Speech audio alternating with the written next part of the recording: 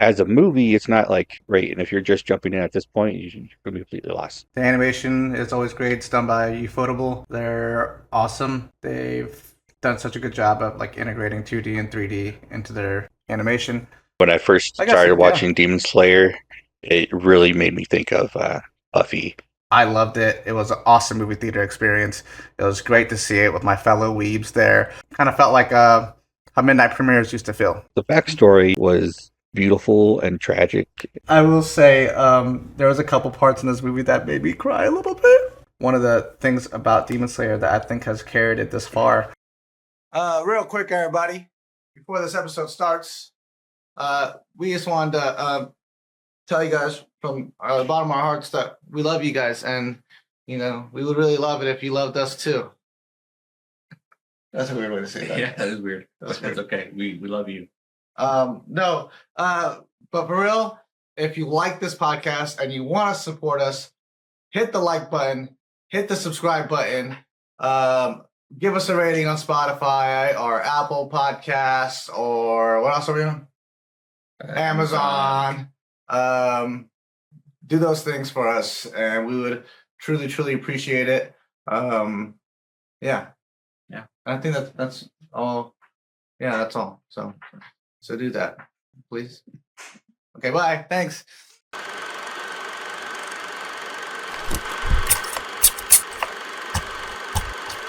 Cinema Rolls Podcast.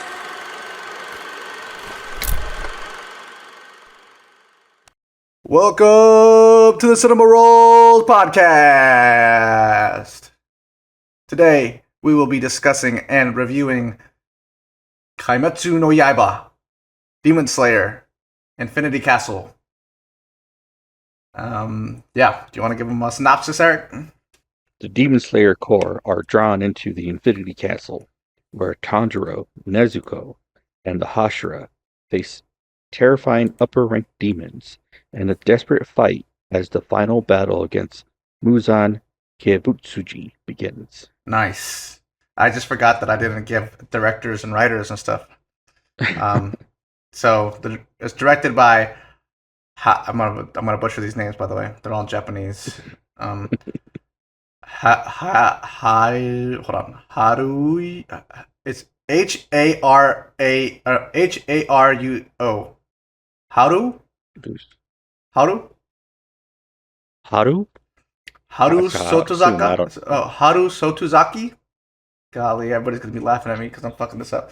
Haru Sotozaki, Hikaru Kondô. Those are the directors, and the writers are Koyoharu, Gotouge, and Hikaru Kondô. And the English dub, IMDb lists the English dub stars. So it's starring Zach Aguilar, Johnny Young Bosch, and Griffin Burns. But I'll give you some Japanese cast if I can pronounce them. And so it also stars Natsuki Hanae. Hanae, maybe that's how you pronounce it. Natsuki Hanae, and also Kana Hanazawa and Kenji Hamada. Those are three Japanese stars. Unfortunately, IMDb doesn't seem too savvy with the Japanese actor database because some of these people are listed and they don't even have. Doesn't seem. Oh yeah, actually, it does have credits, but yeah, the Akira Ishida is Akaza, Natsuka Hanae is Tanjiro. Anyways, I can go down the whole cast and crew, but we're not going to do that. It's Johnny Young Bosch. He's one of my favorite Power Rangers. One of the best ones, in my opinion, after JDF.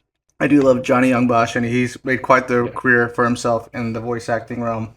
And he has. Plays a lot of my favorite anime characters. He voices them. Yeah. For this movie, did you see it in Japanese or in English? It's not in Japanese. Did you see Me it? too. Okay. Yeah. Yeah. You want to give your review? Yeah, I'll give my review. It was good. I mean, animation's great as always, and seeing it on the big screen was amazing. I saw it in that Century in their uh, DX or XD XD. screening. Yeah, it was cool. I had to sit front row, and so sometimes when like the subtitles were at the very top of the screen, that kind of sucked. Oh yeah. But no, it was cool. Yeah, the action is great. The music is awesome, and the story is good. My issue, I mean, I understand why it's this way, but it just felt like it was mostly like three little arcs from like a season and a show put together. It wasn't like a cohesive one movie, and this is going to be like a three-part movie as well. Mhm. So, Yeah. as a movie, it's not like great. And if you're just jumping in at this point, you're going to be completely lost. Yeah. But I don't know why you would do that now. Obviously, anyone who's watching this is going to be a big fan, I would assume. Someone who's caught up. Um, Yeah. yeah, other than that, I think it was good, and yeah, it was pretty awesome. Yeah. I have similar feelings. Yeah. The animation is always great. It's done by Ufotable. They're awesome. They've done such a good job of like integrating 2D and 3D into their Mhm. animation, and yeah, I love Demon Slayer, so I feel like I'm biased. This whole movie is actually kind of hard to review, to be quite honest, because it's not like your stereotypical movie, like you said. It's not like your Yeah. stereotypical three act structure, where you're following a character or characters along one story. I mean, it is technically that, I guess, but it's part of a much bigger story, an episodic Mhm. story, a series. Um, Yeah. so the way it's structured is, yeah, it's like three little arcs. Yeah, you kind of have to have some kind of context prior to watching this movie. You have to be Mhm. caught up with the series prior to watching it. So it's not like a movie that you can just go see and be like, oh, I'm just gonna go see this Demon Slayer movie, see what this is about. It's Yeah. part of something much bigger. So it's kind of different and harder to review as just a singular uh, thing. I think Yeah. as in comparison to our other reviews where we're reviewing movies that are don't have to have the same context. I really loved it. The Seeing the three arcs in a row Mhm. like that, I feel like I understand, like you said, I understand why they had to do it this way, because like that's just how the story unfolds, and it was is the source from a manga, and then also it's coming off of a series of an anime series, so it has to kind of keep following this these arcs that the story is I mean, they're staying true to the source material, so um, I get why they had to do it this way, and I'm not at all complaining about that. But I think seeing the three arcs in a row like that, you start to see the tropes and the stereotypes and the story structure that they use for this story um, very easily. It's almost like you're starting to see like the magician kind of reveal his trick a little bit. I'm not saying that's a bad thing, being able to see those tropes and whatnot, but it being so like repeatable within a 2 hours time span, I think it does kind of feel a little redundant. Yes, and it's like you can see that within every arc you have some kind of character who's in conflict with this demon, and maybe they have some kind of backstory. Usually they do, because that creates better conflict. So with the insect Hashira, she has conflict with the first demon that she encounters because he's the one that killed her sister, right?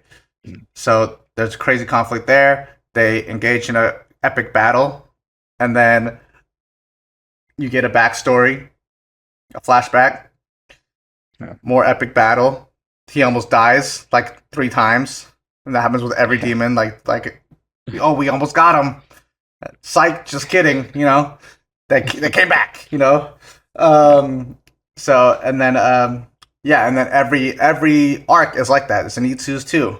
You have Zenitsu and his other former sparring partner, who's like his pretty much his brother from another mother, just because they share the same sensei. So there's conflict there. Epic battle. Zenitsu almost wins like 3 times. You think he's gonna lose, then he comes back, whatever, right? You get a whole flashback for Zenitsu, you get a whole flashback for him, So it's and then the same thing with Tanjiro and Akaza, because Akaza killed Rengoku in front of Tanjiro, so there's conflict there. Yeah.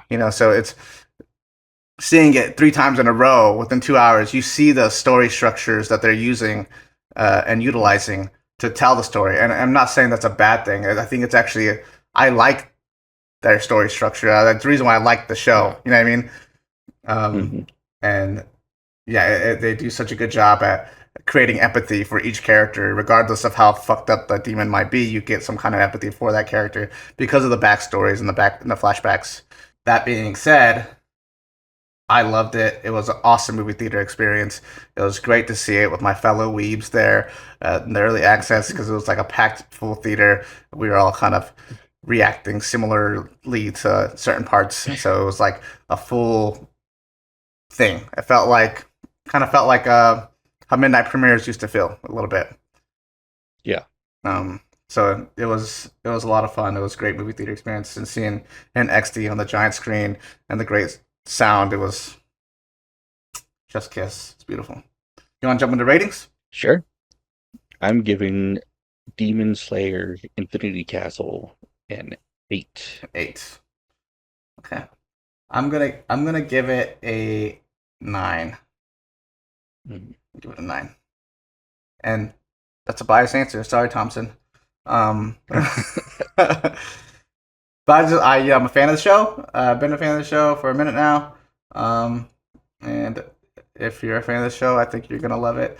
I sometimes, especially with this situation, I wonder what got left out, because like putting these 3 arcs into one movie, I'm assuming there's some stuff in the manga that got left out. Yeah, I mean, obviously they focused more on Tanjiro and his fight and that demon's backstory more so than the other 2. Yeah. I kind of feel like we didn't get a lot from Zenitsu's. I think that one was kind of short compared to the others. That one did feel shorter, yeah. They're still all good. Honestly, Zenitsu hasn't been my favorite character. Kind of annoys me. This movie made me like him, though. Yeah. He was really cool in this movie. He was just cool this whole time. Most of the time, he's just annoying. Yeah. But, yeah. Agreed. I think the only thing I've ever said bad about Demon Slayer is that a lot of the characters, up until this point, I feel like felt very one-dimensional. Like Inosuke's just like some beastly comical character who wants to fight. There's not much depth else other than that. Like there's nothing else other than that. Zenitsu, up until this point, was also just a crybaby who only knew one attack, and he likes girls. That's it. It doesn't get much deeper than that. You know what I mean? So, and I feel like that sucks when you have like those are your main characters and there's no like hardly any depth to them. So that's like the only gripe I've ever had about Demon Slayer. But this movie, like I think it does a really good job of giving depth to every character that's involved, really. Yeah. Good movie. Good show. Yeah. And I'm a big animation fan. I'm a big anime fan, like this. Yeah. This is for me, Yeah. So 9. I would give it a 10, but for reasons that I said earlier, with it being able to see all the stereotypes and the tropes of the anime, felt just a little bit redundant. But I know that's kind of unavoidable when you're putting 3 arcs into one movie. It did feel redundant, and I fell asleep a little bit during the movie. I will say, during the fight with Tanjiro and Akaza, at some point it felt like it was getting really dragged out. Yeah. I was telling Natalie, it was like when he was like trying to decipher like how to beat him or whatever. He was like, okay, I gotta figure out how his movements feel like magnets or whatever, right? He gets a flashback of his dad killing a bear, which is cool. And then he's like able to see the muscle somehow, and then he's like going into this transparent world, and then he's like him deciphering the fight was like, it felt mad long for no reason. Yeah. And then on top of that, you had all the flashbacks, and it felt like this part of the story in reality, it was probably like 5 minutes, but it took them like 40 minutes to tell it. You know what I mean? Like, Yeah. which is like, stereotypical anime. Dragon Ball Z does the same thing, but like, Oh yeah. yeah, but in a movie setting, I feel like I said, it's just more noticeable. Yeah. I did think about Dragon Ball too because you know how Super before Super they did the two movies, which is There's one with Janemba. I forget what it's called. there's Janemba, but I'm talking about Resurrection F, and then the other one with what's his face. Oh, technically Destruction God. that's Super too. Okay, sorry. I'm confused. Technically, it's Super, but their Dragon Ball Z is the title, Okay, yeah. and then, but yeah, those were made before the show, and it was kind of to get interest. The Battle of right? the Gods and then Battle of the Gods, and Resurrection. yeah, Resurrection F. I thought of those because those two movies are cohesive movies, like they work as a movie, and that's because that's what they were made to be. And then in the show, when the show was made, the story was then stretched Dragged out. Yeah. Yeah. Yeah, that's just anime, I think. Yeah. It was actually worse back in the day, to be quite honest. Like back in the day, you have so many filler episodes, and what would Oh, yeah. what would happen is the manga would be created, it would gain popularity, they'd make an anime on it to try to sell the manga more, and then the anime at some point would catch up with the manga. Sometimes it would catch up with the manga, and in order to give the artist time to catch up and create more, more chapters, more story. Yeah, the anime would create these filler episodes, these OVA filler episodes, and then and if that keeps happening, then you start getting a lot of filler episodes. Whereas, like for example, in Bleach, you have filler seasons.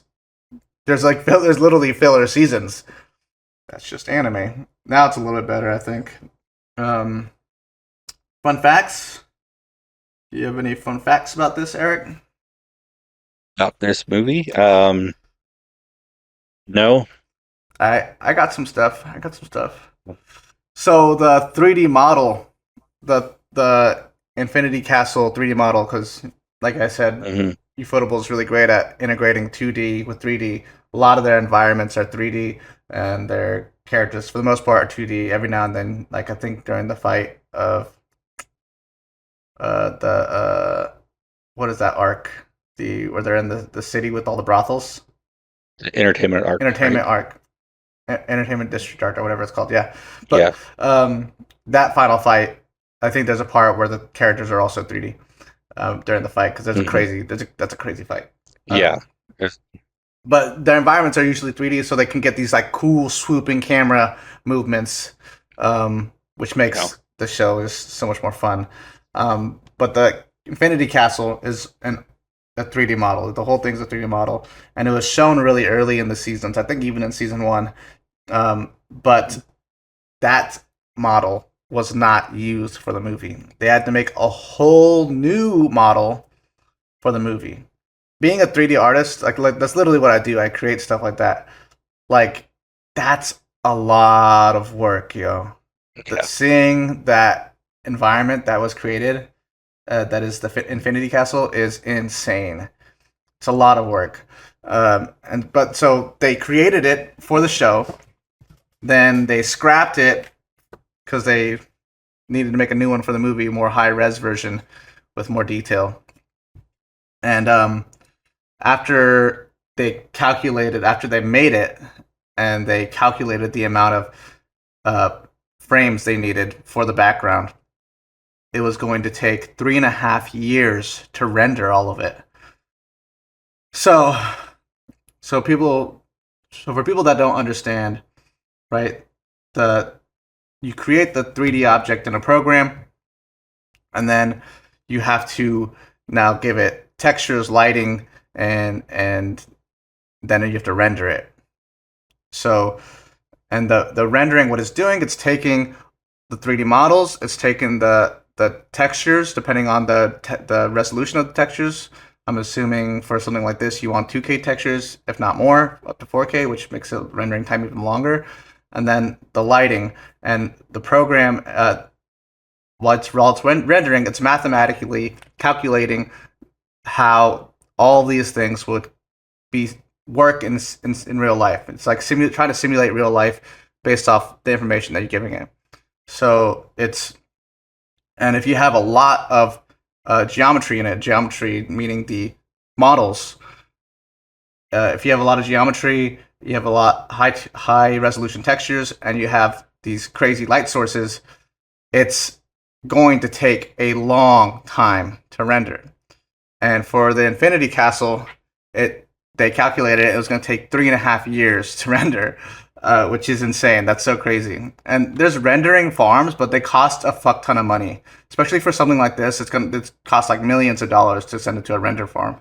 But luckily, the producer of Mugen Train, Hikaru Kondô, this guy over here, who also co-directed this movie and co-wrote this movie. He was a producer on Mugen Train, and when they made Mugen Train, he told the president of Aniplex, and also Hikaru Kondô is the president of Ufotable as well. I'm not sure if he still is. He got into some legal troubles for taxes and stuff a while back, back in like 2021, I think. He directed this movie and he co-wrote it, so I'm assuming his issues are gone. I'm not sure if he's still a president or not, but he's the president of Ufotable. But he told the president of Aniplex that Infinity Castle was going to be a film trilogy way back in 2020. So they've been working on this movie since 2020, but the 3.5 years was still a problem that they had to get over, because that's a fuck ton of time, and that's a fuck ton of time that they could be working on the movie when they're, if it's going to take 3.5 years to render, they might not be able to do certain things to work on it. So what they did to cut down the rendering time, they optimized their machines as much as possible. Their machines being their computers, upgraded them as much as they possibly could, and then they had the artists rework the Infinity Castle model to probably bring down the geometry, bring down some texture resolution, and try to cut the rendering time down as much as possible. And I'm not sure how much they were able to cut down, but it was enough to produce this movie. So they cut it down successfully, and they're able to get this movie out. But coming from an artist standpoint, having to rework something like that, god damn, that fucking sucks. I'm hoping those artists are okay. Like, I'm sure they went through so much work recreating this Infinity Castle. But yeah, they finished it, and the first time we actually got to see the new Infinity Castle was at the end of the first episode in the Swordsmith arc. Did you see that in theaters, Eric? Yeah. So at the end, there's a teaser where Akaza's standing in the Infinity Castle. That was the first time we, as an audience, got to see the new model of the Infinity Castle. Yeah, so that's like my main fun fact. Another fun fact I have, though, is a smaller, shorter fun fact, is Channing Tatum voices a character in the English dub. I think I did hear about that. Who is he? He is Kaizo, Akaza's like sensei / mentor, the guy that kind of takes him under his wing. Okay, yeah. He plays that guy. Nice. And I watched the interview with him. Crunchyroll did an interview with him, and he was pretty much saying that his daughter's really, really into art, and she got into anime, and she got into Demon Slayer, and then she got him into it, and they both really loved the show, and so he's a big, super fan of the show, so he's really excited to work on the English dub. That's cool. Yeah, it's pretty cool. Yeah. We're getting some mainstream actors into anime. Yeah. I like it. Him and Michael B. Jordan. Yeah, Michael B. Jordan's been in the anime, but I don't think he's voiced anybody in anime, has he? I don't think so, not to my knowledge. So. But he did use anime as like references for Creed 3. Mm-hmm.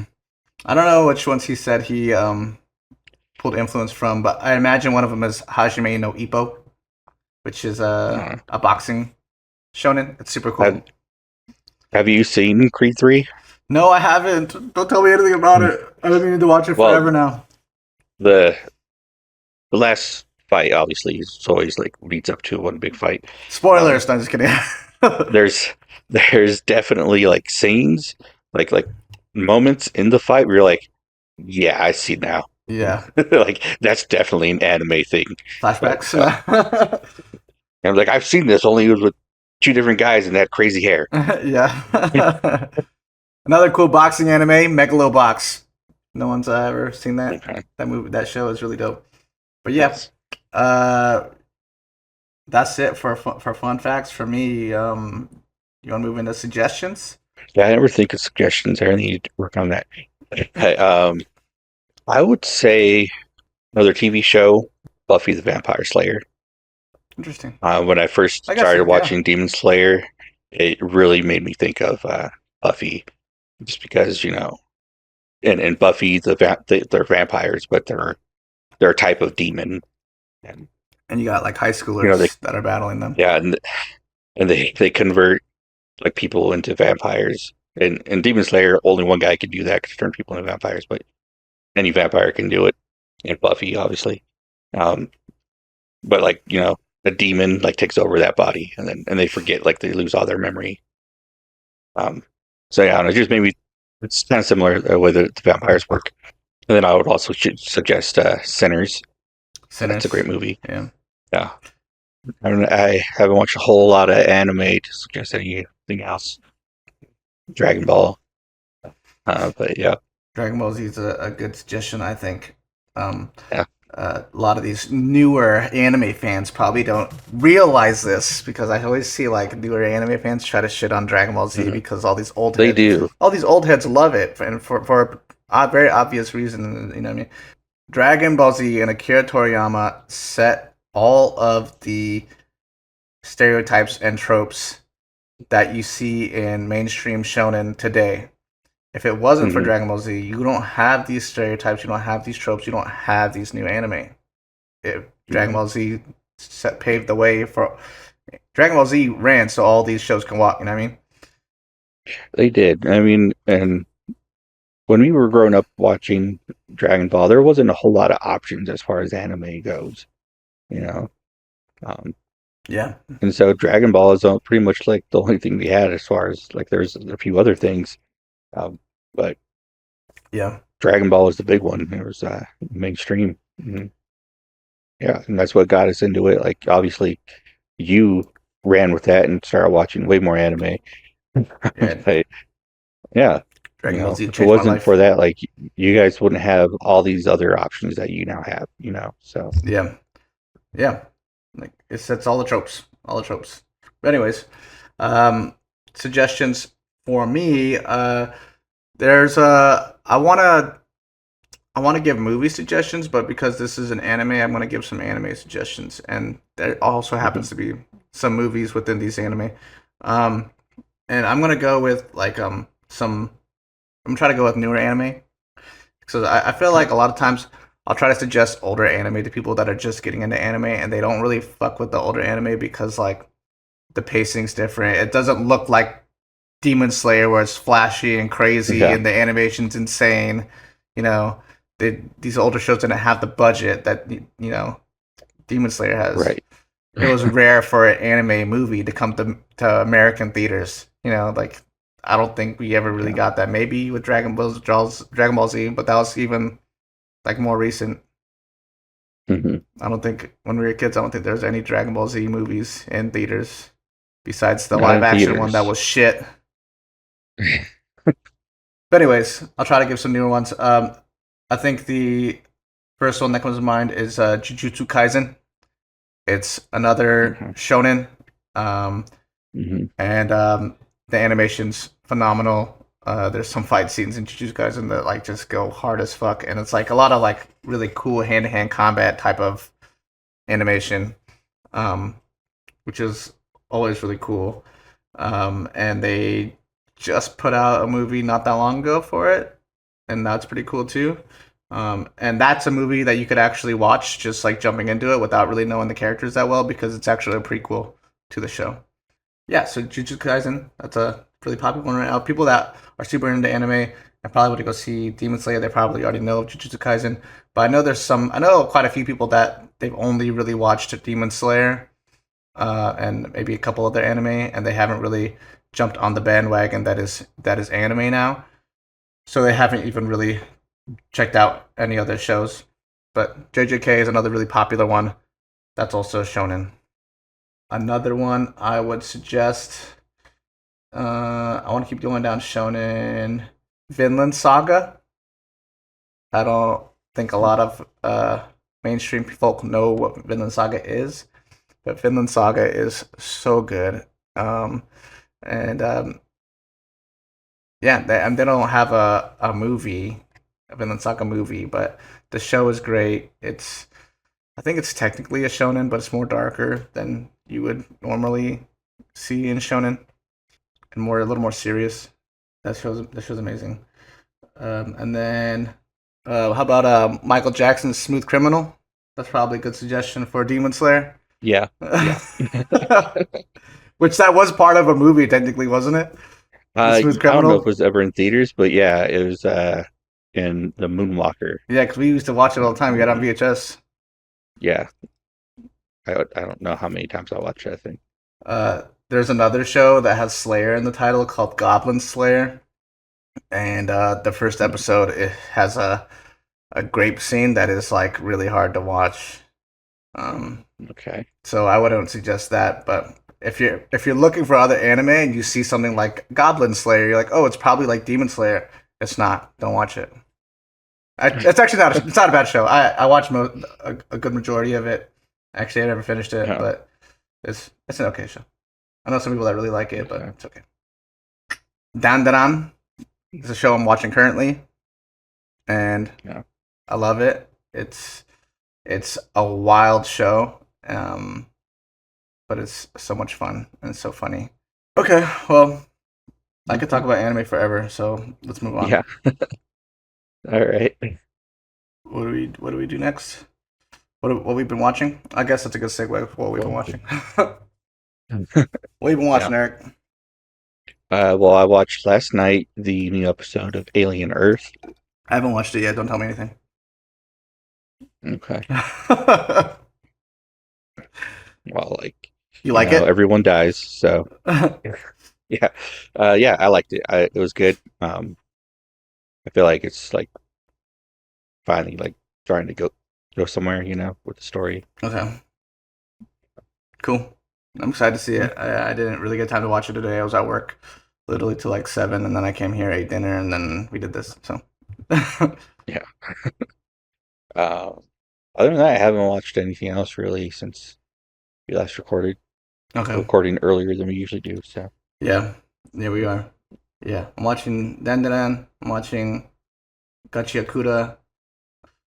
Wednesday, watching new season of Wednesday. new- the new half yeah. season, last yeah, half of season. second half Yeah. of I haven't started those episodes yet. I want to. Yeah, we started. I think we're 2 episodes deep. I think there's about 2 more episodes after that. Nice. We were gonna watch it tonight, but we didn't really have time. And that's pretty cool. It seems like it's doing okay. Better than the first half, I think. First half for me was a Okay.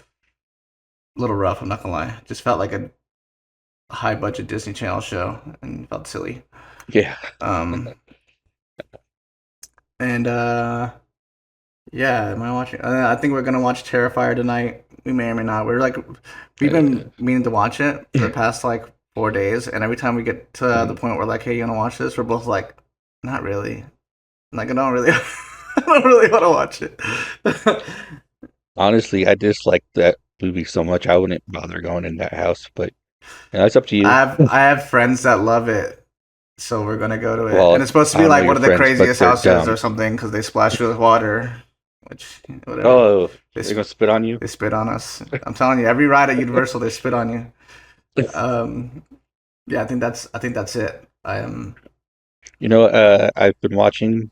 I haven't really been watching, but I'll glance up every now and then. I'll put it on while I'm editing and stuff. Is Legends of the Hidden Temple? Oh, nice. Remember that show? Yeah. Yeah. I used to love that show. I always wanted to be on Yeah. it, but it was a little bit before my time. So I think they stopped filming around the time you were born. yeah, yeah. Yeah, because I was watching it. It was like the second episode. One of the prizes was the Mighty Ducks animated like show on VHS. And I was like, that's not right. That doesn't make sense because this show I know came out way before that movie did. Yeah. So I had to look it up. And so what they did was there was 3 seasons of the show. Started in '93, I want to say. Then they just reran the episodes, but they put in new prizes because they had like new sponsors and stuff. Okay, yeah. Nice. Smart. Very smart. Yeah. Oh, another one. Sorry, another anime I was going to suggest. I just thought of it right now. Kaiju number 8. It's pretty cool. I like it. I fuck Oh, with yeah. it. It's about a group of people that have to fight kaiju because kaiju keep showing up in Japan, and so they have like this whole like special unit that deals with them. Mhm. This guy, his like main dream is to be part of that unit, and he Mhm. isn't skilled enough to be a part of it. But then one day he gets like possessed by a kaiju, and so now he's like half kaiju, and now he has like Hmm. this crazy strength and ability. So he's able to join the unit, but nobody knows that he's secretly a kaiju. That's cool. And they just put out a movie So not that long ago. yeah, the what are those shows called or the movies with the giant monsters? Does it?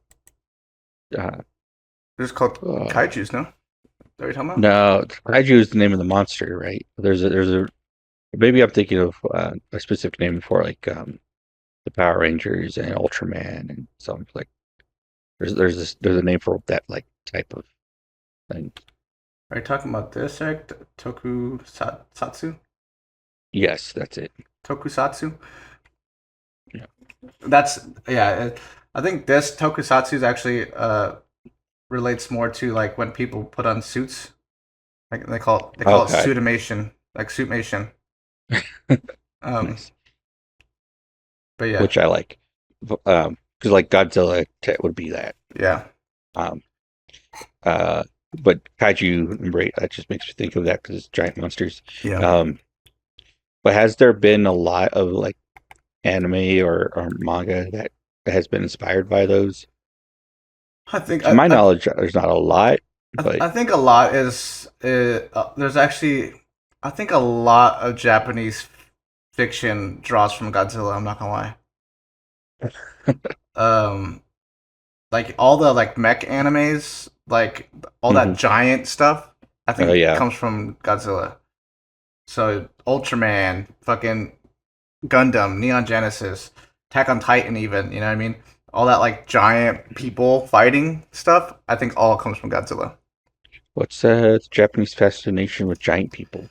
Well, I'll tell you what the Godzilla fascination is, and I think that's actually Oh, that I understand that one. Yeah. I think yeah. I mean, and all of it being that all of it comes from Godzilla. You know, I mean, I think technically it all kind of comes from this as well, but uh, Yeah. from Hiroshima and Nagasaki, the giant Mhm. radioactive explosion that happened in their country. Uh, Godzilla is a representation of that, and since it's such a crazy giant tragic thing and a giant atomic bomb that happened to them, Godzilla's this giant radioactive fucking monster that shoots out pretty much like explosions out of his fucking mouth. Um, and then I think after that, they took that giant thing and just ran with it, you know, because Okay. it got so much popularity. Okay. And Gundam's actually really like political too. A lot of like wars and shit. Oh, it's very political. Sure. Yeah, I don't think I've been watching much else. Actually, there's this one show I want to mention, but it is such a crazy show. Oh, you know what I have been watching? Rick and Morty. Oh, I just finished the new season actually. Damn, Eric. Um, but I'm not anywhere close. I stopped watching Rick and Morty like around like after season 4, and I saw this Okay, new season was that coming makes out, and sense. I was like, you know what? I didn't catch up with Rick and Morty, and so I've been watching it again, and that show's so funny. I love that show. It is. But yeah, I don't know why at season 4 I got tired of it. I think, and I just stopped watching it. I did too around then. I like had a hard time I think maybe keeping it up had with it. something to do with all the controversy that was going on with it at the time, they created it. Yeah. Um, and I think the episodes started to get kind of repetitive and bland, and I just stopped watching Mhm. it. But I picked it back up again, and I'm having fun with it. Yeah, this was, well, I don't know where you are, but I think season 8, right? Just ended. Yeah, season 8 just ended. I'm on season 5 right now. Yeah, cool. Yeah. All right. I've been watching that at work when I'm not supposed to. This last episode I watched, they like Rick takes what's the sister's name again? Summer. Summer. Rick takes Summer like on this intergalactic like party thing because he wants to, because pretty much Morty fucked off with Captain Planet, Oh yeah. Planetina, and and Rick was all upset that Morty pretty much ditched him for this girl. So he takes Summer on this intergalactic party thing because all these planets are like about to go under, like they're at their apocalypse, and Oh so yeah. they're at these planets. Everyone's just partying it up, and so I was watching that episode at work, and I was like, I cannot get caught watching this, or I'm fired. Because like Rick was like hooking up with aliens and shit with like titties on their elbows and stuff. Like, oh yeah, Yeah. Rick is crazy. insane, crazy show. Love that show though. Yeah. I love how much it pulls from sci-fi and like makes fun of all these crazy things that could be potentially possible if anything in sci-fi was real, you know. Um, hmm but Um, speaking of Rick and Morty, I forget which episode it is, but at the end, you see Rick like make this machine, and he like creates this little like weird creature, and he puts it in there, and the creature dies. And then he goes to put his head in there, but then he passes out because he's drunk. I don't think I've seen it. So, uh, I, you must have because you're past it now. But Well, maybe it's just been a long time. yeah, yeah. But apparently, what that machine does, it doesn't just like kill whatever is there. It erases that creature from all of existence in every like universe. Um, So like Rick was trying to erase himself from like everything, and he passed out instead. dang. Yeah. I think what was it in season 4, or season 3, or towards the end of season 3 or something? They started to get like really like not necessarily dark, but because there's some dark themes in it always, but like Mhm. more personal with the characters, you know, a little more Yeah. giving them a little more depth, you know, Yeah. maybe even some secret lore as to why he is the way he is or whatever. Yeah. But another show I've been watching that I've been kind of refraining from saying on here because it's just such a crazy show. It's an anime that I heard about. That so the way I heard about it was on, I think it was on some kind of social media platform. I want to say Facebook, but like someone said that like there's this show that was so crazy that Funimation picked it up, and then halfway through dubbing it, they're like, "This is like too much," and then they dropped it, Hmm. and now you can't stream it anywhere. But I've been streaming it on some sketchy anime site. Back in the day, by the way, that's what you had to do, watch anime, okay, people? You guys don't know how fucking good you have it, okay? I had to Yeah, go I on found some sketchy weird anime. things looking for stuff. I had to go on sketchy anime websites with like weird porno ads and hentai ads on the side, and I as a Tentacles everywhere. and as a young man, I had to ignore these strange things so I could watch Bleach. Okay. But no, this show is called Interspecies Reviewers, and it's Hmm. borderline hentai, but it's so funny, yo. It's like it's a comedy. It's meant to be comical, not. I mean, Okay. it's pervy, but it's meant to be comical, and it's such a crazy show. Like the whole concept is like it's a fantasy about this group of homies, right, that live in this weird fantasy world where like a good majority of the population, their DNA is mixed with succubus DNA, and so everyone's just super like horny all the time, I guess. And so like because of this, in every city you visit, there's a brothel, and sometimes multiple brothels, and everybody's kind of intermixing with their species, with different species. That's why it's called like Yeah. interspecies reviewers. So you have like brothels for different species, right? So you'll have like a fairy brothel, you'll have like a demon brothel, a succubus brothel, right? A slime brothel, right? Like there's like all these different types of brothels, and these guys. Just sounds like I'm saying D&D. Yeah, right. So these different taverns, like, but like these guys one night at a tavern, they're having a debate about something. I forget, some kind of sexual debate, right? And they're like, well, let's prove it. Let's go to they're trying to. I think they're trying to figure out a certain species, which species is. No, okay. I'm sorry. I remember what it is. It's the main character comes out of a elf brothel, and the elf there is like 500 years old, and his elf friend is like, "Bro, why do you like these elf girls? They're old." And he's like, "Yeah, but they look young, dude. Like that girl looks like she's still 25. Like she's hot, And he's like, "No, dude. Like they're so old. That's disgusting. Like and then as they're talking about this, some old human lady walks up to the elf guy, and she just looks like old and saggy and crazy looking. And he's like, she's like, "Oh, the night we had last night was so amazing." Talk to the elf dude, and he's like, "Yeah, it was, right?" And then the human guy's like, "Bro, how are you gonna give me shit about fucking that elf lady over there? And you're fucking an old lady, bro. Like, what the fuck?" And he's like, "No, she's still young. She's only 80, dude. She's only like." So like, the show is super funny, yo. Like the concept is hilarious, but it's just also really pervy. It's just really crazy. And then they decide to go to different brothels and give it reviews, and then their reviews gain a lot of popularity, and so they just keep doing it, going to different brothels and giving reviews of the brothels. But yeah, it's a hilarious fucking show, and I think I'm only like 4 episodes deep, but it's it's such a crazy show that I can't just watch it whenever, you know what I mean? Like Yeah. so I haven't been watching it as much the past like a couple weeks, but it was a show that I started. And I would not recommend it if you're new to anime, because it is insane. It's an insane show. Okay. Yep. Curiosity will lead you to some weird media, This is true. Anyways, do you have anything you're looking forward to, Eric? Well, there's The Long Walk. Comes out this week.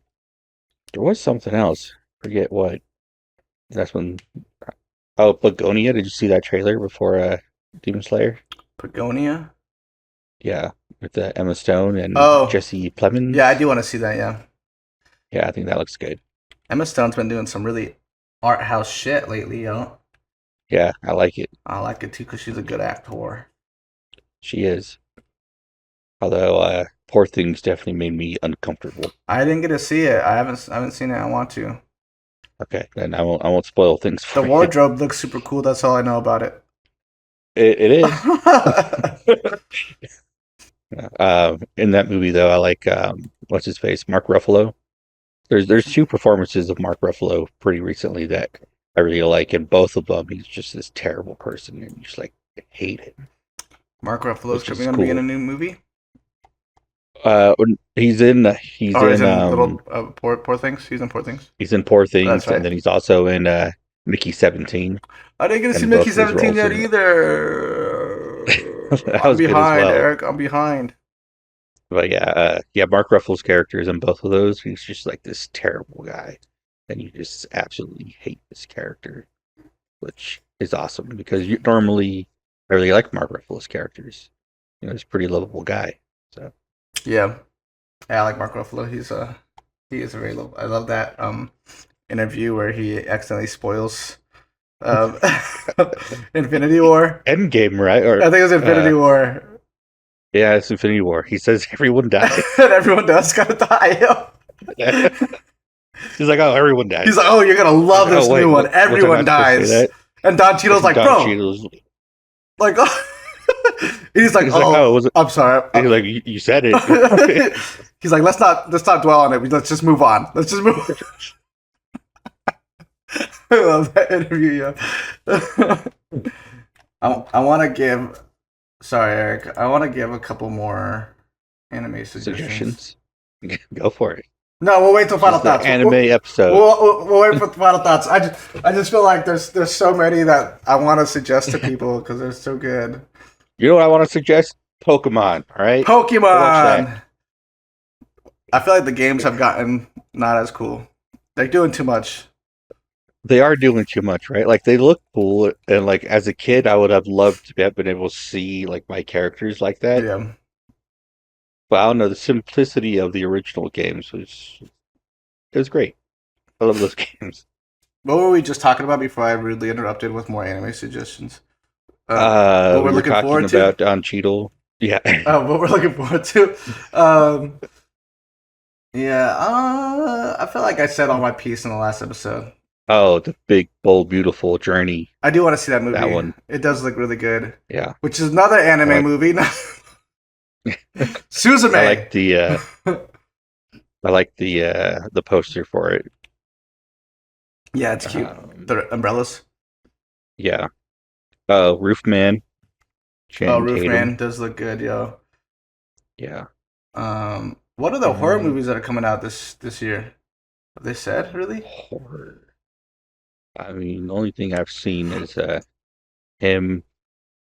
And other than that, like all the horror movies like Because October's right around were the coming bend. out, like we've seen. Not really seen. There's new Strangers Chapter 2. Oh, yeah. Jester 2. How do you feel about them making another Strangers movie, Eric? I like the First one. Was it an original? The first one. The first one's good. I like the first one a lot. With what's her face, right? Was it Liv Taylor? Yeah. Taylor, yeah. Yeah, I like her. Yeah, she's very pretty. Oh, another thing I watched recently was Jersey Girl with her. Oh, nice. Yeah, good movie. That's a good movie. I just ran past something. I forgot. What were we saying? How do you feel about the new Strangers movie? The new Strangers. Yeah. Why not? So I watched the new one, the last one that they did. I heard it wasn't that great, which is so I didn't watch it. like a reboot Yeah. of Strangers, which I don't know why you need to They reboot it. rebooted Like, it? That's weird. Yeah. So that's why it's called Chapter 1. So I don't know that they explained anything I don't like before that. the movie came out. So it's a weird title because you're like, is this a prequel? Is this a remake? What is Yeah. this? And I guess it's a remake. Like it has nothing to do with the other ones. The first one's so good. Why would you try to remake it into a shittier version? I don't know, but it wasn't as good. And the sequel to it, I think, looks decent. And I like that actress. She was in Riverdale. But no, I didn't care for the first one, so I'm not in a hurry to see the second one.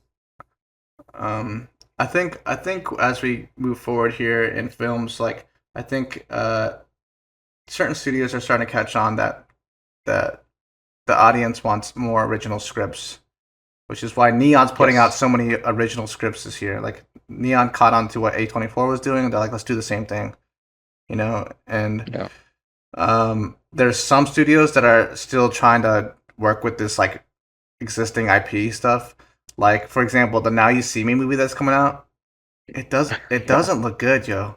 It doesn't look. I'm not gonna lie. I'm not excited for that movie at all. To me, what it looks like the studios are scraping for every little existing IP that they have that they can keep putting out. Yeah. To try to bring in people to the theater so they can make some money off of it. But like, to me, like bringing it back a movie like Now You See Me, which was a pretty mediocre movie when it came out originally, is like, it just seems desperate to me. You know what I mean?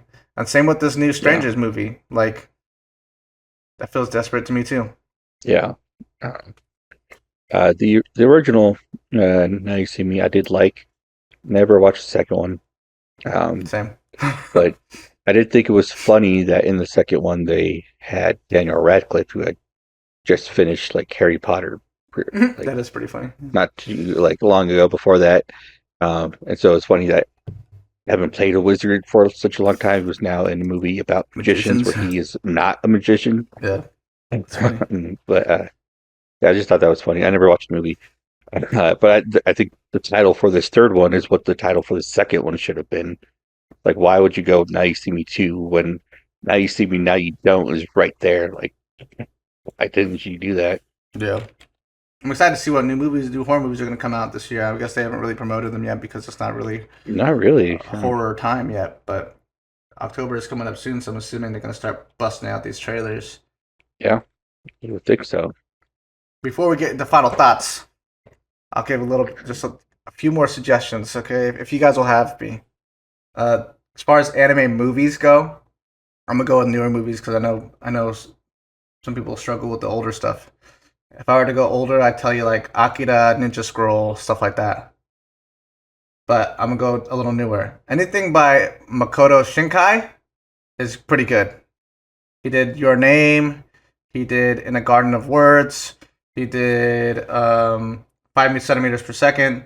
Suzume, which is that door one I was telling you about. That feels similar to that When we were just talking about Big Beautiful Journey. Big Beautiful Journey. Yeah, it looks like Suzume to me. So yeah, anything by Makoto Shinkai is pretty solid. He's a good anime director.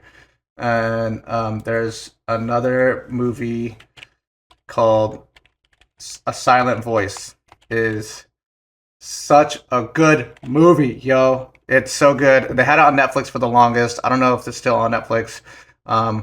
But it's about a boy who is in elementary school and this new girl shows up and she's deaf and he kind of starts to pick on her a little bit, but then the picking on her kind of turns into bullying, and then the bullying, once people see that he like turns into a bully that's bullying this deaf girl, everyone like shuns him, and like he pretty much gets like kind of canceled in elementary school, and like by the time he goes to like high school, he's super depressed. He's like going to kill himself pretty much. But before he does so, he wants to go meet this girl who he bullied in elementary school and tell her that he's sorry.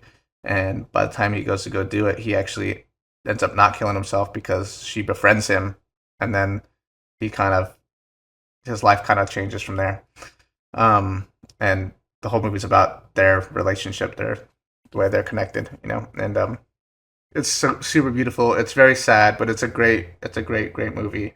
Another one that my daughter really likes is called Wolf Children. This came out back in like 2012. It's pretty older, I guess. But and this is a little weird, but it's cute, and it's not really like, I don't really think it has the best climax, but it's pretty much about a woman who starts to date this guy who's a werewolf, and they have babies, and then one day while he's out hunting for his family, he dies, and she now has to raise these two little wolf babies on her own, who aren't like your traditional werewolves, where they transform at the moonlight. They actually just transform whenever. So they're like these crazy little wolf kids that she has to raise. And the whole movie is about parenting, and it's super cute. Arya loves it, and she used to ask to watch it all the time. There's this scene in it where like he's a wolf and she's a lady, and they like kiss, and it's kind of weird. But I was like, whatever. It's not like they're like full on hooking up, which would be even weirder, But like, it's very subtle. It's very, it's not disgusting, really. So yeah, those are some anime movies I would suggest if you guys want to watch some cool anime movies. I actually suggested A Silent Voice to Carlos and Adriana forever ago, but I don't think I'm ever going to get them into anime. So CJ really liked the Slam Dunk movie that we watched over there, which was cool. I think you'd have a better chance of getting Adriana to like an anime movie. Yeah. Carlos, I don't know. Of the movies I suggested, I think that's my favorite one. It's really good. But yeah, That being said, let's move on. I can keep giving anime suggestions forever. So let's move on to... I'll give an anime suggestion. What's up? Digimon the movie. Digimon the movie! That's actually on Arya's list of movies. That's a good movie. And it is actually comprised of 3 different OVAs. Yeah. And surprisingly tells a decent story, because the first part is all the Digidestins as kids that see these Digimon show up. The second part was with like the first generation of Digidestin, and the last part's with the second generation, and it kind of all worked and flowed together. And I remember when that movie came out and I saw it in the theaters that weekend, Vmon had just like digivolved into this new Digivolution, and Yeah. then that one appeared in the movie, so like it all worked. Nice. It was, like, made sense at the time it was released. Yeah. Um, That movie is so cool. yeah, and it has this great soundtrack, like the American version. Like they put all these cool needle drops in it, so Yeah. it's a lot of fun. Love that That movie. is a great movie. I think about it from time to time. Yeah, And I didn't know it was supposed to be 3 different movies until you told me. And then once you told me, I was like, that makes so much sense. I always wondered why. Like, Right. it felt like I was watching 3 different movies like put together because like the part with Agumon and Kai when he's like a little kid and like his baby sister, Yeah. which is super cute. And then you have the part with the newer Digidestined people with Vmon and whatnot, and then the floppy ear thing. Yeah. And then you have a whole nother section where they're fighting the like virus, you know, and yeah. and Kai and what's his name have to Matt. they have to pretty much fusion dance their Digimon. Yeah, they go into their computers. Yeah. So and good. then they send all the spam mail to the virus Digimon, so Yeah. it slows them down. Yeah. So yeah, and then once you told me that, I was like, oh, that makes sense. I always wondered why I felt like 3 different things. Yeah. So final thoughts on Demon Slayer, Eric. Final thoughts. I liked it. Obviously, I already said that. I loved But it. the stories with Shinobu, right? Yeah. Shinobu, yeah. And then Zenitsu. Had they talked about those backstories at all in the show at all? Because I didn't remember any of that. They did with Shinobu a little bit, but they did not go in as depth as they did with this movie. So I actually, Okay. Aria's watching Demon Slayer for the first time. She just got through with the first season. At the end of the first season, Shinobu's sitting down with Tanjiro on the roof, and she's talking to him. And there's actually a scene where Tanjiro's talking to her, and he goes, he's like, "Are you angry?" And she's like, "Actually, like, yeah, I'm angry. I'm angry all the time. Like, you know, he's like, yeah, because you always seem really nice and like really good spirited, but like I always get a scent of anger on you." And she's like, "Yeah, a demon killed my sister, or whatever, right?" Okay. So she tells him about it, but they don't go in as in depth as they did in the movie. Okay. All right. And then Zenitsu, his brother. Did they mention that at all before? I think they mentioned him, but they never ever really go in depth about it. Mm-hmm. And that guy, he's the new, like, upper six. The upper 6, I think. Yeah. Yeah, I'm just trying to make sense of all this. Yeah. Yeah. Zenitsu went fucking hard, yo. Yeah, he did. Yeah. I felt bad for Shinobu because she's like, I really wanted her to get a vengeance, you know. Yeah, same. And it seems like her sword just wasn't equipped to fight that demon, No. and so she just couldn't. Yeah, because he tells her, like, she's fast enough. She could do it. Yeah. So had she just chose a different breathing style or something, she probably could have fucked him up. Yeah. I don't know if using the insect breathing requires you to use like a little spike poison dagger thing, but yeah. Which is It weird. is interesting that she uses that. Like, you would think that maybe she could just have a normal sword and have like a little needle or like blow darts or something. Yeah. I also wonder like why she's insect breathing and like her sister was flower breathing and then her little protege is also flower breathing, but she's insect breathing. Yeah. I don't know. So maybe flower breathing actually uses a sword and insect breathing uses the needle thing. I don't know. Maybe it's because she is angry and she's seeking revenge, and usually like poison is a weapon that people that want to kill people and like with like vengeance, like maybe I actually would assume that it's because they actually kind of mentioned this in the movie because she's small. She's like they even said in the like earlier that like she shouldn't have been like in a Demon Slayer, and he was surprised that she actually became a Hashira with her size because she's like small and frail. So maybe just the fact that insect breathing is more probably like a quicker breathing style and just like equipped to just kind of get in, get out, and poison and done. You know, maybe that's why she had to go with insect breathing. I'm not sure. I don't know. But it's still cool. Yeah, it's very cool. Zenitsu coming up with his own thunder breathing technique. Yeah. What a G, yo. Seventh form. What a G. What was it called? Burning lightning god or something? He Thunder gave god? it a weird name. It was like Thunder Dragon God or something, you know? Yeah. Um, I think it was burning thunder god. yeah. There might be another adjective in there, but Zenitsu Thunder. a little egotistical if you ask me. Flaming Thunder God. Yeah. I was like, this is a little much. I will say, there was a couple parts in this movie that made me cry a little bit. I cry at everything though. Oh yeah. The backstory, which when they first you think that they killed upper three, I was like, are they not going to give us a backstory? Like they give us a backstory with every demon he kills. Yeah. And then they do, and it takes freaking forever. But it was like that story was beautiful and tragic. Yeah. I liked it. Yeah. I was telling Natalie, I think that's one of the things about Demon Slayer that I think has carried it this far. Because a lot of the characters, I think up until this point, were pretty one-dimensional. Right? Mhm. You don't really get to see the depth of them until they're fighting, and then you get to see their backstory. Mhm.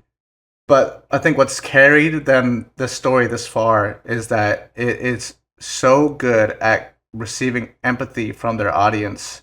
The some of the things that it pulls your heartstrings with are things that you wouldn't really necessarily be at the forefront of your consciousness. You know, like Mhm. and it's oftentimes pretty simple feeling or concept, but it's told through such a good way. It feels heavy, you know, like the Zenitsu and his other thunder breathing colleague, like Zenitsu is a crybaby and has always kind of sucked, you know, and he never felt like he was worthy of receiving the training that he was getting. In comparison to Kaigaku, Zenitsu always felt inferior to Kaigaku, and he never felt like he felt undeserving of the training he was getting, and he felt undeserving of being a demon slayer, and even trying to attempt to being the thunder breathing Hashira. He always felt like that was meant for Kaigaku, right? And when he finally defeats Kaigaku, one, it's proof that, you know, he was better than him, and two, he sees his sensei in the afterlife, and he's trying to get to him. He's like crying, right, trying to get to him, right, and his sensei's quiet the entire time, and the only thing he says is, "Zenitsu, you're my pride and joy." That line right there, though, I was like, like fuck it. Oh my god, yo! Just like that's what I'm saying. It's like so simple. Like the need to get that reassurance from the person you're trying to make proud of. Does that make sense? So the person that you want to be you want to get their acceptance from, I guess. You know, you want to meet their expectations. When you get that from somebody like that, it's a crazy feeling, because I like us having the dad that we have. He was always really hard on us on anything we did, you know. And so like I felt like my whole life I always just wanted to make dad proud, you know. And so it like for example, that would be the equivalent, right? If dad was like, "You're my pride and joy," kind of thing, after I met the expectations that he finally had of me, you know. That would have been the equivalent, and I feel like a lot of people can relate to that. It's such a simple thing, but a lot of people can relate to that, and I think that's the beauty of Demon Slayer. Even the demon that Tanjiro faces off with, Akaza, his whole backstory is understandable. Like you can very easily understand someone that's in that situation, who's in a place of poverty and poor circumstances, and they're doing just anything they can to provide the one person that they care for, which is his father, who's dying and needs medical attention, but they don't have the money to do so. So he's just doing whatever he can, even stealing from people, just so that he could buy his dad medicine. That's so understandable, yo. And there's so many people that can relate to that because everybody gets old and everybody dies and everybody has a loved one that needs some kind of help and care from time to time. It's such a simple concept, but like it's so relatable and so easily just to receive empathy from the audience in that way. And the fact that he eventually tries to go back on this road of redemption and is able to find some kind of solace in these people that actually gave a fuck about him. And he's actually able to turn a new leaf, and just to have that taken from him the way it was, just because some people were jealous that his sensei owned some property that should have been owned by a samurai and not by him. It seems like a really petty thing to lose your entire life for, you know. Yeah. And honestly, when he went in there and beat the fuck out of all those samurai, they said he killed like 67 people with his bare hands. I was like, Yeah. I get it, bro. I was like, I understand. Yeah. Yeah, and what's beautiful about his story is, first off, like you're saying, like you can relate to that. Like anyone can relate to that. Like just doing whatever you can to help the person you care about, even if it has come down to it, stealing. So, but you know, stealing's illegal, against the law. You know, it's frowned upon. You know, it's a sin technically. But he's just doing what he can. But yeah, he's villainized and literally demonized at some point because of what he's done. And when you know they kill the other two people that cared about him, and then he just says, "I don't care anymore," and that's when what's his face turns him into a demon. He still has that little bit of himself that remembers that he needed to be the strongest. Yeah. He needed to be the warrior. He loses the rest of his memories. He doesn't know why he needs to do that, but that is his The goal. one That's thing what that he needs sticks to with do. him. Yeah. Yeah, which is why I recommended Sinners, because I felt like the vampires in Sinners, even though they're vampires, they still hold on to a little bit of their humanity. Yeah. And a little bit of that shines through. Yeah. And so that's fair. Yeah. I was telling Natalie, because there's another part that I teared up at was when he's like his demon body's coming back and he doesn't want to come back. He's like, I lost, like I'm done or whatever, right? Yeah. But then part of him's like no, we need to be the strongest, we need to be the best, right? And as he's doing that, he has a couple people that come to him. One is his sensei, or one is his dad, then his sensei, and then his betrothed wife, right? That was he was the woman he was supposed to marry. She comes up to him and he's like, I need to be strong, I need to be the strongest. And she's like, that's enough. Like, you did it. Like, you're good. And like that, like, see, that's what I'm talking about. That little line right there is what got me. That's enough.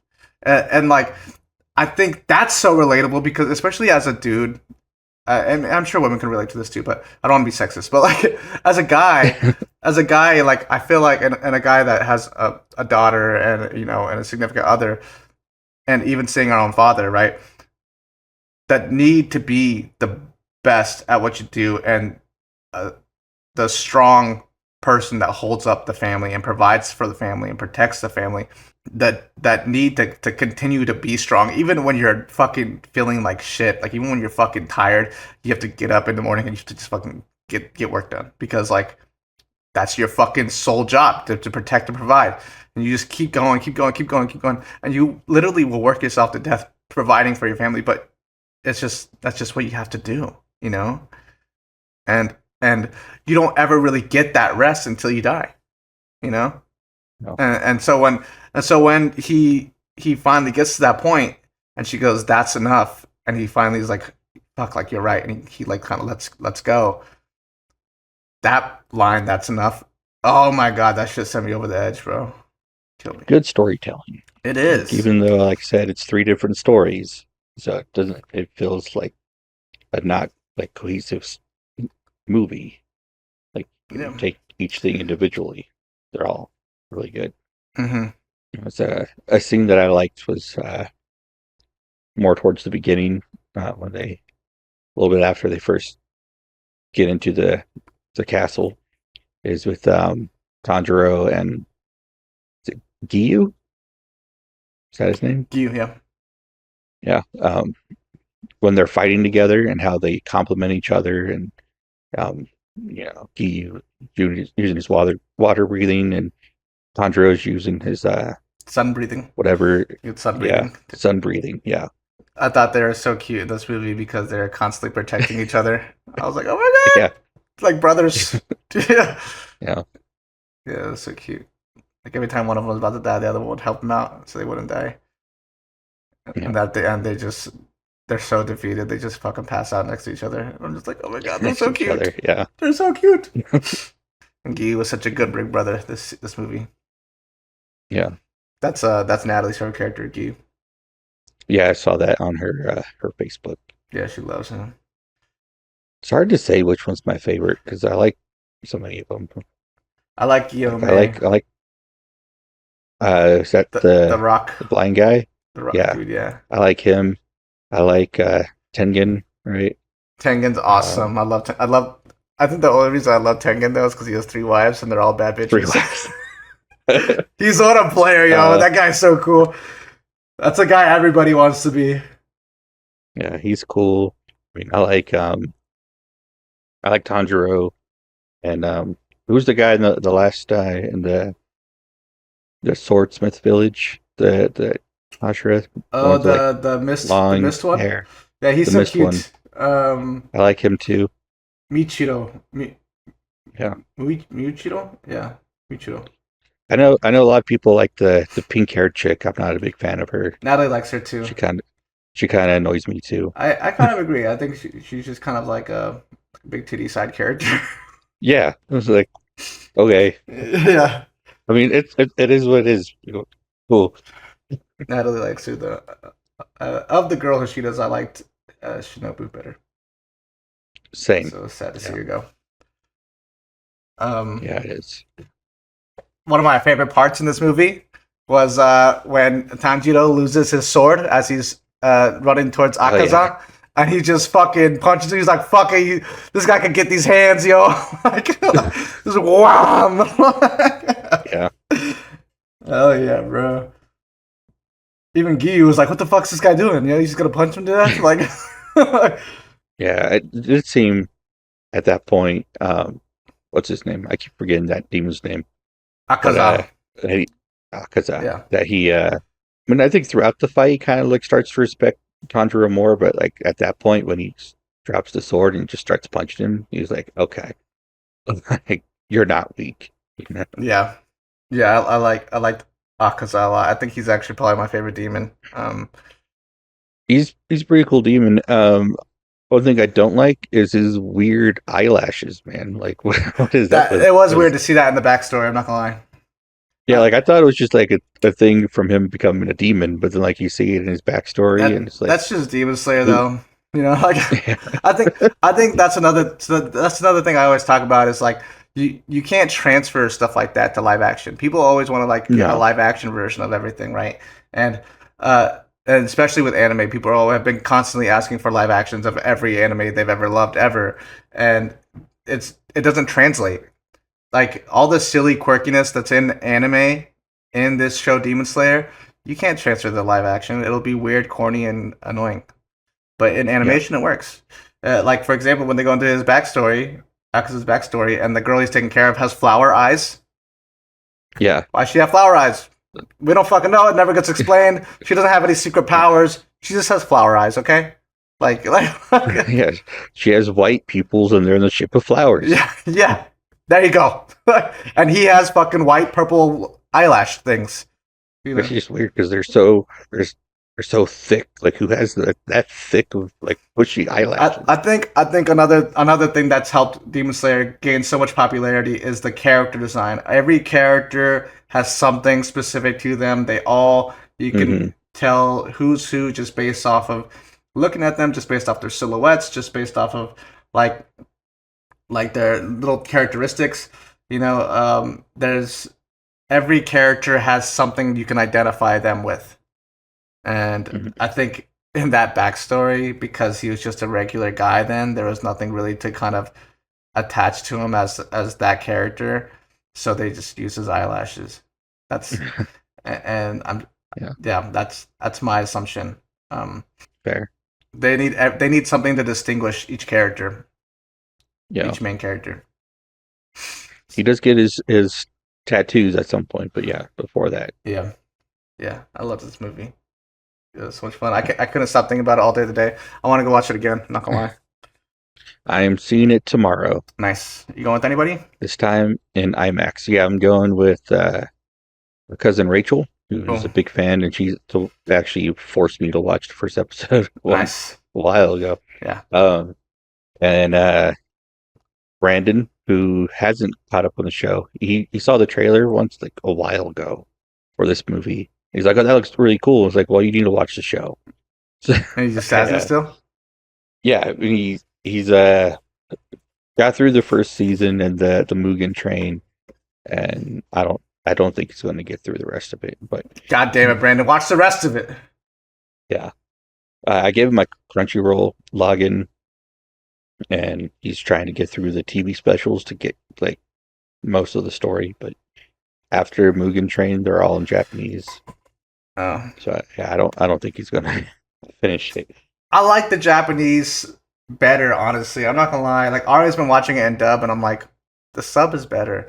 And I'm not even one of those people, right? That there's been this online war forever now about sub Yeah. versus dub, and I'm not even one of those guys, okay? Because it depends on how the acting is in each one. Because Yeah, because Dragon Ball Z, I love it in dubbed. I love Dragon Ball Z dubbed. I love Yu Yu Hakusho dubbed. I love Full Metal Alchemist dubbed. You know, I'm not one person to say that like, oh, one is better than the other, regardless of which show it is. It's depending on the acting. And like, so there's another show that not everyone, actually not a lot of people like know this show, but the people that do know this show, they always refer to this show and it's English dub, and it's called Golden Boy. It's only 6 episodes long. It's really good. oh yeah, But you always see the English dub being referred to. But I think the Japanese sub is better. I think the acting, when it comes to comedy, Japanese sub I think is always better. That it doesn't translate well to English. I don't think it is honest. It's not as funny. because it's a cultural thing. Yeah. Which I don't know if you know this. You probably do. The Dragon Ball, in Japanese, Goku and Chi-Chi have like what we would consider as like a hick accent because They're both raised in the countryside. mountains. Yeah. Yeah, Yeah. and since they send their son Gohan to school, he doesn't talk like that. He's very like proper. Yeah. So there's a lot of like jokes about that in the show, but we don't get that here in the States because they just sound like normal people. Yeah. to us. That makes sense. That's what I'm talking about. That's what I'm talking about right there. Yeah. But no, yeah, and I mean, I don't know. I know some people argue that like, oh well, you don't get to see all the cool visuals. It's like just read faster, motherfucker. Like just like what you got to do is you got to practice the glance. Once you get good at the glance, you don't need to really read. Just boom, you understand it. You know. You don't need to read, and sometimes you don't even need to read all of the subtitles. Like, Yeah. the movie, the show is going to show you what you need to know. Yeah. You know, Visual storytelling. and and you go to the words for a little bit of context, but like you get it. Yeah. Just do it. Don't be afraid to read. Just do it. This was awesome. Yeah.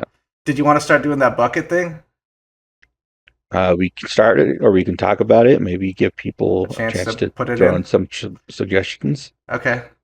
So, audience, Eric presented this pretty cool idea to me after our last episode, and do you want to tell him about it, Eric? Yeah. So as you can see here, I got the Galactus bucket. I know some of you are jealous. You can't have it. I'm not giving it away. Eric does weird things to it at night. Okay. Don't be telling my secrets. Anyway, I was looking at it when after we were recording one day, and I was like, I don't know what I'm going to do with this bucket. It looks cool, but it's so big, and I don't know what to do with it. I don't know if you should put anything in it. what am I going to do? Right. And then I thought, what we can do, we could use another bucket too, but this was here. I like that bucket. Is throw in movies that I haven't seen, Josh hasn't seen, or either of us haven't seen, or any suggestions that you guys want us to do. Throw it in here, and then we can pull out movies and watch them, and maybe not do like a full review, but at least talk about the movie. Yep. During the episode. Yep. So, So yeah. bucket pools, movies. Put in your movie suggestions. What you want us to throw into the bucket, and we will pull it out. We'll rub the magic lamp that is Galactus' head, and we'll pull out a magical movie for us to watch and to talk about. It'll be cool. Be a good time. It would be cool. I put a lot of things in there, although it probably doesn't seem like it now because, like I said, it's very big. You can't even see the things I threw in there. Yeah. There it is. Yep. But yeah. What I did, because I know you gave me a list, but I haven't sat down to make one yet. But I do have that IMDb top 100 poster. Okay. And I went through and all the movies I haven't seen, I wrote down and put them in the bucket. So Nice. I've been meaning to go through that list too. There's actually a good amount that I've already seen on it, but yeah, there's a lot that I haven't. So yeah, there it is. There you go. Let us know what you want us to watch. Exactly. Write us down there in the comments what you guys want us to watch, what you guys want us to talk about. We will put it in the bucket. And yeah, that was this episode of Cinema Rolls Podcast. We got to go because I think we've been recording for almost an hour and a half now, which is pretty long. Yeah. But yeah, let us know what you guys want us to watch. You can email us to talk about our review on this episode or even previous episodes, previous reviews. You can email us and tell me how much you hate me, or you could tell me, that you love me. That's cool too. Yeah. Give him more weird anime shows to watch. Yeah, give me some weird anime to watch. Let me know if you watched that weird anime I suggested. I don't think you should, but if you do, let me know. Yeah, which you think are better, old human ladies or old elves? Yeah, exactly. But there you go. That was the Cinema Rolls Podcast. Thank you guys for watching. Like, subscribe, all those things. Support us the best way you can by doing those things. And we'll see you on the next episode. Peace. Bye.